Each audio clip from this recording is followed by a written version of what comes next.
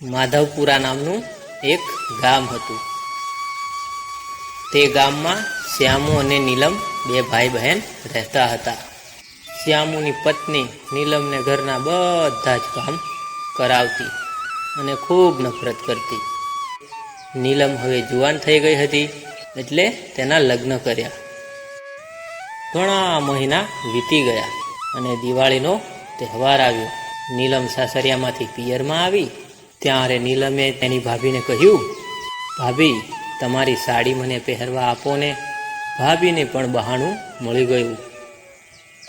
તમને સાડી તો આપું, પણ સાડીમાં એક પણ ડાઘ ના પડવો જોઈએ. નીલમ સાંજે પાછી ઘરે આવી. એના ભાભી રસોડામાંથી હાથમાં તેલ લગાડી બહાર આવી. લાવો, મને સાડી જોવા દો. સાડીમાં ડાઘ તો નથી ને? તેણે તો સાડી હાથમાં લીધી અને હાથનું બધું જ તેલ સાડી પર લાગી ગયું. આ જુઓ, સાડીમાં તો તેલના ડાઘ છે. શ્યામુ ખેતરમાંથી ઘરે આવ્યો. તેની પત્ની ફરિયાદ કરવા લાગી. તમારી બહેને મારી સાડી બગાડી નાખી. હવે તો એના લોહીથી મારી ચૂંદડી રંગો, તો જ હું તમને રહીશ. શ્યામુ વિચારમાં પડી ગયો. હવે મારે શું કરવું? પણ તેની પત્ની તો હટ લઈને બેઠી હતી. થોડા દિવસો થયા. શ્યામુએ નીલમને કહ્યું, ચાલ બહેન, હવે ઘણા દિવસ થઈ ગયા. હું તને હવે તારા સાસરે મૂકી જાઉં. નીલમ તૈયાર થાય છે. એક બાજુએ શ્યામુએ તલવાર અને સાડી સાથે લીધી અને ટોપલી તૈયાર કરી તેને મૂકવા જાય છે.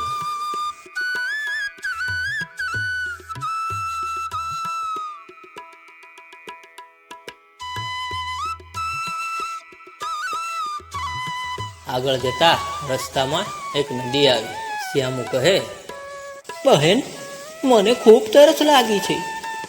ચાલ ને પાણી પી લઈએ.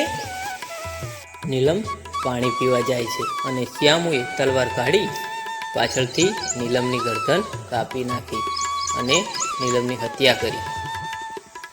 નીલમના ખૂનથી તેની પત્નીની સાડી રંગી અને પછી તે નીલમના સાસરિયામાં ગયો.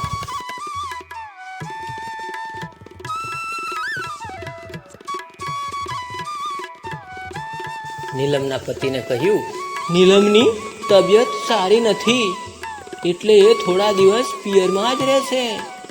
ઘણા મહિના વીતી ગયા એટલે નીલમના પિતા કહે, ઘણો સમય થઈ ગયો, નીલમ કેમ આવી નથી?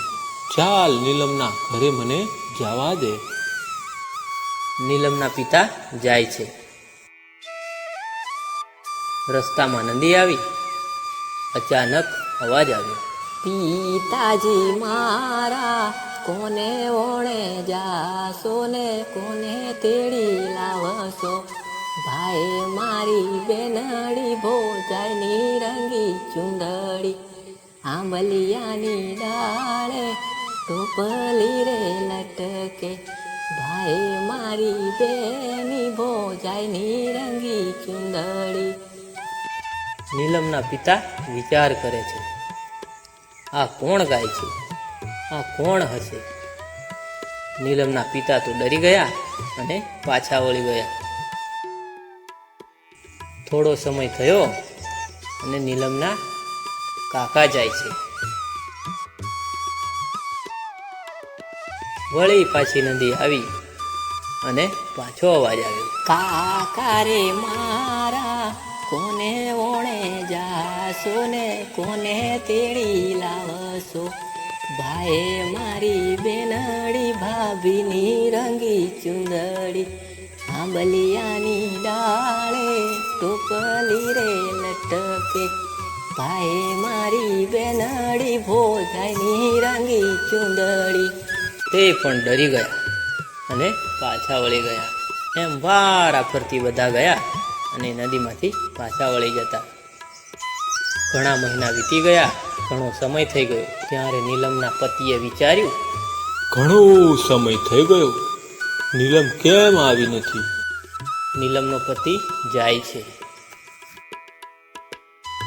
રસ્તામાં નદી આવી અને ફરીથી અવાજ આવ્યો, પરણ્યાજી મારા, કોને ઓણે જાશો ને કોને તેડી લાવશો ભાઈ મારી બેનડી ભોજાઈની રંગી ચુંદડી આંબલિયાની ડાળે ટોપલી રે લટકે ભાઈ મારી બેનડી ભોજાઈની રંગી ચુંદડી. તેણે વિચાર્યું આ કોણ ગાતું હશે, ભલે હશે કાંઈક એવું વિચારીને ચાલતો થયો. સાસરિયામાં આવ્યો અને શ્યામુને પૂછ્યું નીલમ ક્યાં છે? ત્યારે શ્યામુએ કહ્યું એ તો એના મામાને ઘરે ગયેલી છે, આવે એટલે મૂકી જઈશ. આ સાંભળી નીલમનો પતિ આવતો રહ્યો. ઘણા મહિના વીતી ગયા. નીલમનો પતિ પાછો તેડવા જાય છે. પાછી નદી આવી અને ફરીથી અવાજ આવ્યો. પરણ્યાજી મારા કોને ઓણે જાશો ને કોને તેડી લાવશો ભાઈ મારી બેનડી ભોજાઈની રંગી ચુંદડી આંબલિયાની ડાળે ટોપલી રે લટકે ભાઈ મારી બેનડી ભોજાઈની રંગી ચુંદડી. તે ઊભો રહ્યો અને વિચાર કરે છે કે આ કોણ ગાય છે અને પરણ્યાજી કેમ કે છે. તેને લાગ્યું કે મારે હવે ત્યાં જઈને જોવું પડશે. એ તો જ્યાં અવાજ આવતો હતો ત્યાં ગયો અને કહ્યું તમે જે હોય તે પ્રગટ થાવ.